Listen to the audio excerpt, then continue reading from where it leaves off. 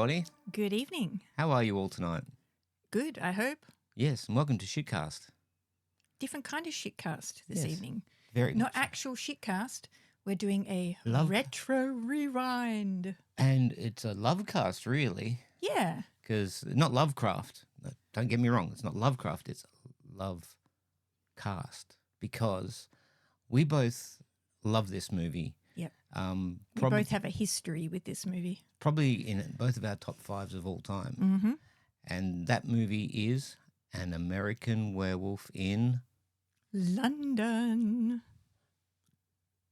Okay, so this film is very important to us. I'm older than Alicia, so I saw it back in 1982 on VHS with my family. Mm-hmm. It was the same day, I realised yesterday, as I watched Evil Dead for the first time.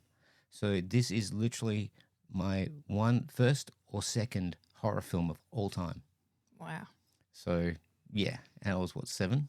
I think this might have actually been my first real horror movie of all time. I watched this movie in 1989, not because I was allowed to, because I was being babysat by my grandparents that night, and my grandmother was in the kitchen cooking, doing the busy work as you do, and didn't notice that my grandfather had allowed me to watch American Werewolf in London because it was on the TV that night. Oh, my Lord. I didn't watch all of it that evening. I watched enough of it that I was no longer able to watch werewolf movies until I was a young adult, and that is not an exaggeration. You know, it's funny because the werewolf character in Oscar, I've got a very cool box set, 4K box set, and I get the poster out and I show her the poster, and she's like, and to this day, she's like, Yep. yeah, it freaks her out. And I've thought, of all the things I want in the bedroom is to frame a poster of that and put it on the bathroom door. You'd never walk in there again. No, I wouldn't. And to clarify, Oscar is the name of the werewolf. It's not actually the name of the werewolf in the movie.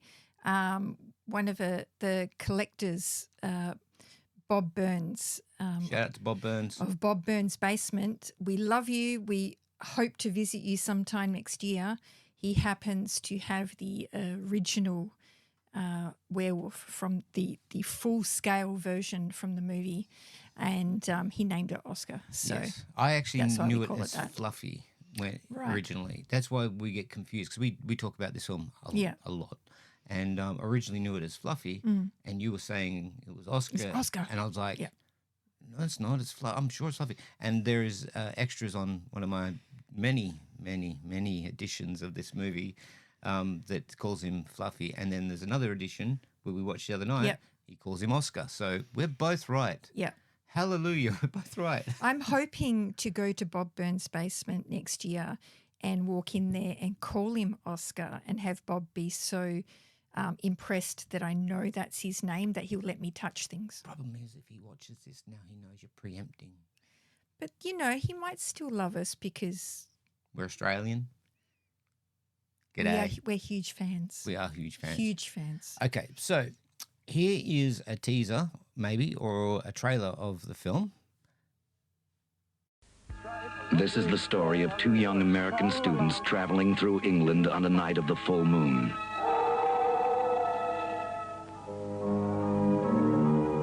Did you hear that? I heard that. What was it? Could be a lot of things. Fate let one live. That lunatic must have been a very fierce fellow. Wasn't a lunatic. What? A wolf. Oh, be serious, would you? And now everything is changing. Changing. Changing. Good Lord. John Landis, the brilliant young director of Animal House and the Blues Brothers, has turned a classic tale of terror into something new. Something different.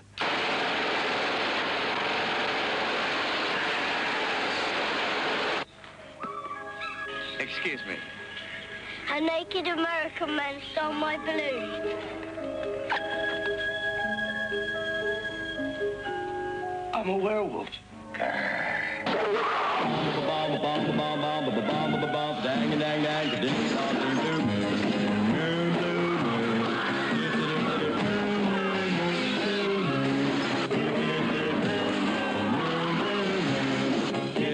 An American Werewolf in London.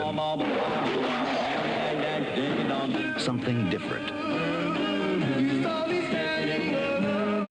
Okay, now You that- can't help but feel things about that. That a nostalgia bait, really. But my God, what a film!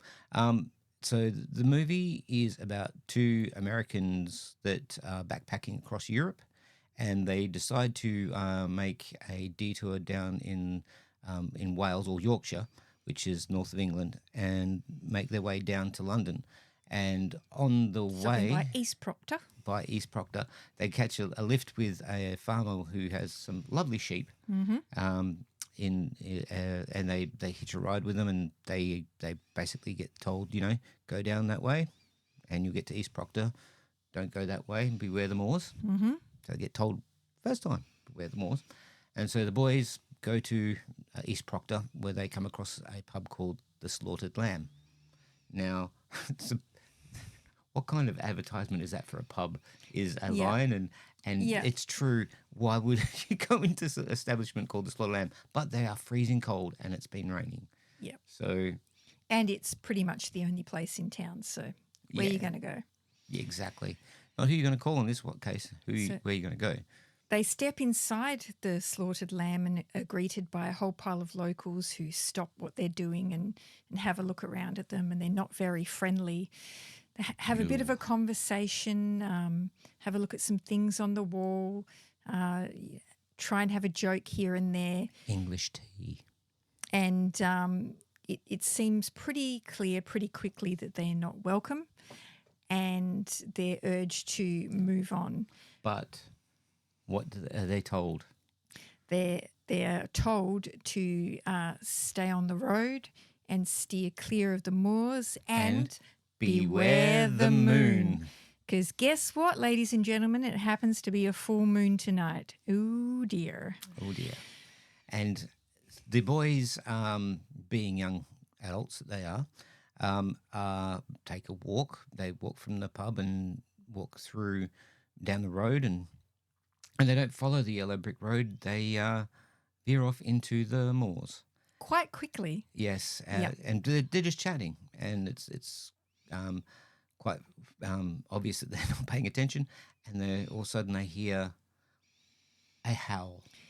Now, this howl is unlike any other werewolf howl you would have ever have heard before. In any movie. This is the howl that haunts me to this day, because this is the part of the movie that my grandfather Goosebumps. let me watch. And every time, to this day, when I hear that howl, it does send a shiver up my spine. It was a combination of a wolf and several other animals. Elephants. And elephants, yeah, they just put all lions. these sounds together and created the most horrifying howl that you will hear And it sounds in the middle like of it's the in night. pain. It does. Like hungry pain. Yeah, yeah. Like it's desperate to eat. That's exactly right. Like, Yeah. And I've always thought that, and I'm like, I don't want to be anywhere near where that is. yeah, because it needs to eat. It's going to get me. And spoilers, but this film is 43 years old. Oh, my God. Yeah, if you don't know what's happening in this movie. Shame on you. But the boys, they walk onto the moors. They do not beware the moon, and they get attacked by the most ferocious-looking werewolf I've ever seen on film. And one of them, we can say the names. Yeah. The names are David and Jack. Yeah. David survives. He gets attacked by the wolf after Jack gets completely and utterly slaughtered. Yep. By the wolf. There's not much left of Jack. He's by the a end walking of it. meatloaf. And luckily for David, the locals feel sorry for them, and they decide we can't leave them out there alone. And they find David and Jack, and they kill the werewolf just in time to save David. And what you're left with is this body of a man, an old man who obviously used to be the werewolf. Shout out to his name is Paddy Ryan. Yep. who played this werewolf. I must tip my cap to him because this poor bugger had to lie on the freezing cold ground. They shot -3 or something. yeah, wasn't it? -3 degrees or something. They shot that scene in Celsius. yeah, and it was very, very so cold that when the two main actors were walking, they were getting icicles in their hair, and this poor bugger had to sit there naked. So And you can actually see the steam rise from the wounds. yeah, Because they would have just put the blood straight on him, and Yeah. then the steam was rising. I mean, and that's, you know what? It's almost like you don't want to say anymore because we want you to watch this film. Yeah. You've got to watch this film. If you haven't seen this film, stop. Actually, don't stop this. Watch this. But watch the movie because it is, in my opinion, the greatest werewolf film of all time. yeah, agreed. I mean, what a year, though. Yeah. In 81, you had this, Wolfen, and The Howling. Yeah. I mean, that is incredible. And this coming year, in 2025, we have 5 werewolf movies coming out at the cinema. I am It's the- crossing my fingers and toes that they come even close to American Werewolf in London. They're not going to. It's not just the movie itself. You have to give half of the value of this movie to the groundbreaking special effects by Rick Baker. There has not been a better werewolf transformation since this movie. And, I mean, they remade the Lon Chaney's Jr.'s Wolfman 1941. They remade that in 2010. And Rick Baker did the makeup for that as well. And he did a fantastic job of the practical effects. The actual Wolfman in Rick Baker's, well, it's not Rick Baker, it's John Johnston's remake, but the remake, the actual Wolfman looks better than Lon Chaney. Right. And I'm extreme Lon Chaney Jr. Wolfman fan. But the face and the hair on the Wolfman in the remake is far superior to the original. However, they digitized, they put CG over it because they didn't have any faith. It was like that in the Thing sequel or prequel. Yeah. They didn't have any faith in Yeah. the practical, and they CG'd over it, and it just screwed it up. To me, you lose the pain in the transformation by doing that because that's the one thing Rick Baker did perfectly. You know, when you look at it, there are some parts of it that look a little bit weird, but for the technology they had at the time, It was in its infancy. every part of the transformation looks excruciatingly painful. I mean, you got to give it up to David Norton as well because he sells his it. performance, yeah. I mean, we don't know what he's like in real life. We don't know like many of the roles he's had after this. He's actually did a few teen sex comedies after this, and I love that. You know, that's my favorite, second favorite genre. But he, so we don't know him, but as an actor, he perfected the art of pain for this role. I mean, we're getting ahead of ourselves, but the transformation is it's like the key moment of the film, and yet it's not the most important part of the film because the entire movie is that good that it's one part of an extremely good whole. Yeah. Like, I mean, when he's like that in his hands, getting longer and stuff, that's just, it looks real. Yeah. And because it was real on set, they were pushing syringes to make the fingers go up. If you buy the 4K version of this, there are a bunch of documentaries that come with it. Highly recommend you watch because it goes into great detail how they did the special effects for the transformation, and it's just it's chef's kiss. It's mind blowing. I mean, I will often say, my mates from Wanneroo, shout out to you boys, I used to say my top 5 films of all time consisted of 50 movies because I could never choose a film. Yeah. This is my top 5 of all time. Yeah. It has to be. Every time I watch it, it's better. Yeah. Like, we watched it on a pretty ordinary standard definition television with motion smoothing on. Turn that off. And but a great sound system. But the picture was pretty ordinary. It wasn't a great transfer, and still, it's magical. Yeah, it still works. I mean, we used to watch this on a 34 centimeter color television, and it works. It's the only horror movie to this day that has genuinely not only scared me, but scarred me for life. And She has nightmares still. I'm a huge horror fan. I do not scare easily. No. Anyone who knows me, I've put on House of Horrors. I make horror art. I do not scare easily. People try and jump out of dark corners to try and get me. It never works. Once or This twice. movie, though, this movie got me. Yeah. And it's the film that stays with you. I mean, if Yeah. you see it at a formative age, it'll be a film. It's like a passport to friendship with Yeah. someone. So, oh, you saw American Werewolf in London when you Yeah. were 8. Me too. And then you just get the conversation going. The transformation. Yeah. And it's probably the longest transformation of a werewolf that you'll ever see, but it is also the best. And the murders that happen afterwards, my son watched this movie and he was like, yeah, it's they don't show much. It's not very scary. And it's like, actually, it is if you think about it. The scares are in what you can't see. And if you're a huge fan of this movie, there is a scene in Tottenham Underground Railway where She's been there. I have been there, where the werewolf comes into frame before he kills someone, and it is It's just at the top of the one of the screen, scariest and things it's I've ever literally seen. a couple of you just see the front half of it just coming down from the top, and it is the scariest freaking thing in the entire movie. Yeah, I think anyway. yeah, And you've got multiple other deaths that occur and yeah. things like that, and it has an ending, Yeah. which we're not going to spoil for you, No, but it is a masterpiece of werewolf cinema, horror cinema in general. Yeah. General, and people when this film came out, it got mixed reviews. it did because there's an element of comedy in there as well, They didn't and know. because of the abrupt ending.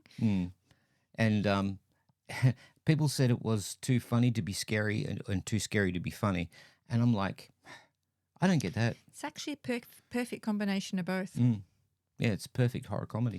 Do we have any good trivia about this movie? Well, it took John Landis 13 years to make it Yeah. because he was on the set of Kelly's Heroes back in 1968, and he was a gopher, and Yeah. he went to a funeral with a mate of his once they're having a little bit of a break on set, and he saw this funeral where they were burying this guy in a crossroads, and they buried him straight down, and he asked his mate, what's going on, and his mate just was in laughter saying, "Oh, they're doing that so the guy doesn't actually get up because he's part of the undead." Yeah. And like John Landis was freaked out. He wasn't actually laughing like his mate, but he was a bit taken aback by that, and that spurned on the writing of the script. And he Yeah. tried to get it done for a decade or more, and no one would take him seriously until he made Kentucky Fried Movie, then Animal House, then the Blues Brothers, Yeah. and then everyone's going, "Oh, this guy's a bankable director. We can actually see what he wants to do, and let's give him some money." That's when he struck gold with this. Yeah. And boy, did he strike gold. Good trivia about this film. It uses 5 songs very well. 3 of those songs are Blue Moon in 3 different renditions. Yep. My favourite part is Bad Moon Rising. Yeah. Yeah. All the songs that aren't part of the original score have the word moon, in it. Yeah, so, Moon Dance. Yeah. Yeah.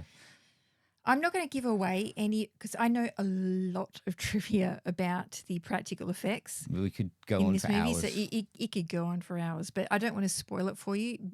Seriously, buy the 4K, watch the documentary. It goes into it in great detail. It's worth it just watching it for that. You'll be like, wow. Just with the little technology they had back then, the stuff they were able to create is just mind-blowing. And shout out to Jenny Agutter and John Woodvine as well Yeah. as Nurse Alex Price Yeah. and Dr. Hirsch. They really they bring Yeah. a sense of believability Yeah.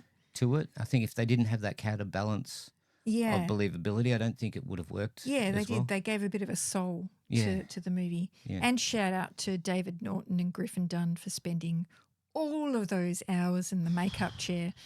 Yeah, we know what you had to go through. Sorry, guys. Fellow horror artist here. I've never been in a makeup chair for 4 hours, let alone the amount of time you guys spent. So I tip my cap to you, sirs. Yes. I've never been in a makeup chair. I've seen people being in a makeup chair and stood by them, but never done it. Anyway. What do we give this movie out 10. of 10? It's a 10. It's 10 out of 10. It has to be. I mean, it's not a flawless movie, but for the importance it brings to cinema as a whole, and its place in time, its the way special effects move forward because of Rick Baker's work in this movie, all of those things, you have to give this movie a 10. It's a cinema classic. I mean, this film won the first Academy Award of Special Effects Makeup. Yep, they didn't have that award before then. No. That's how good Rick Baker is. Yeah. And for its place in time, as you said, it's a perfect movie at the perfect moment in cinema. And for whatever John Landis has gone on to after this, I don't really acknowledge that now at the moment, but this film shows how good he was. Like, this is his masterpiece, you know, of anything you can say about him. This is his, you know, his magnum opus. And there's never been a better werewolf film. I doubt there ever will be. Lee Winnell's got one coming out next year, Wolfman, a remake. Cross fingers, but look, I saw the trailer. Yeah. And we'll see. We'll see. I mean, his Invisible Man floored me like you wouldn't. I was actually a fan of The Invisible Man. I never liked that film before, but now I do. Before we say goodnight, I shout out to Bob and Kathy Burns, and I thank you from the bottom of my heart for taking care of Oscar and allowing, was it Tom Spiner to fix him all those years ago, and for taking good care of him. And pretty please, if we are in your neighbourhood next year, let us come in. I'd love to meet Oscar. I'd love to meet Big Bob. I'd love to meet all of your alien creatures. It would be the best thing ever. And I've also got to add an addendum. Okay, so here is a shout out to my best friend Dave. Now, if you are back in the day in London, walking through London, and you happen to see a whole entire kerfuffle up ahead at Piccadilly Square, and there's people everywhere, looks like accidents happened, and you're going to your local cinema, and the cinema looks like it's been done up as a different movie, and it's not playing the right thing, and then you decide, you know what, this is too much, and walk away from it. If you ever do that, guys, if you ever see a film being made and you walk away, don't be a Dave. Yeah. Because he walked away from the set of An American Werewolf in London without knowing it. Right there. He could have met and he Jenny walked Agutter in the other direction. And you know what? And he's always told me that that was his local cinema, right? And watching the making of last night, they actually said that it was called the Eros Cinema, and it was a porno cinema. Yeah, I did hear that. So if this is his local cinema and he was going to see a movie there, dirty bastard. We've got some questions to ask Dave. Dave. But anyway. David. Oh, David. On that note, we shall say goodnight. And if you're thirsty for a kill, stay hydrated. And remember, leggings are not pants. Definitely won't save you from werewolf bites. But what if you're wearing them out under, like if you get made up as a werewolf, could you wear leggings and then they do the werewolf hair over it? If it was part of a costume? Yeah. Then I'll allow it. First time. You heard it here first. I'll allow it. Okay. See you in the future.